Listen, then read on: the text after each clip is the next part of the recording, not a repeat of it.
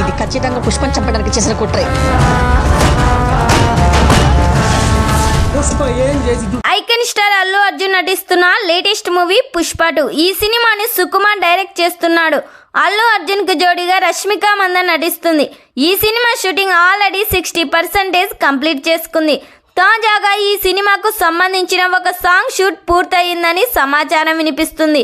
ఈ సినిమాలో Allu Arjun action scenes, Gangamma జాతర ఎపిసోడ్స్ ఈ సినిమాకే హైలైట్ గా ఉండబోతున్నాయంట. దాదాపుగా ఈ సినిమా బడ్జెట్ 500 కోట్లు. ఈ సినిమా కానీ థియేటర్స్ లో రిలీజ్ అయితే అల్లు అర్జున్ కున్న క్రేజీతో ఈజీగా 2000 కోట్లు కలెక్ట్ చేస్తుంది. అల్లు అర్జున్ కి విలన్ గా సునీల్ ఫహద్ ఫాజుల్ అనసూయ నటిస్తుంది. అనసూయ క్యారెక్టర్ ఈ సినిమాలో రూడ్ అండ్ రఫ్ లుక్ లో కనిపించబోతుందంట.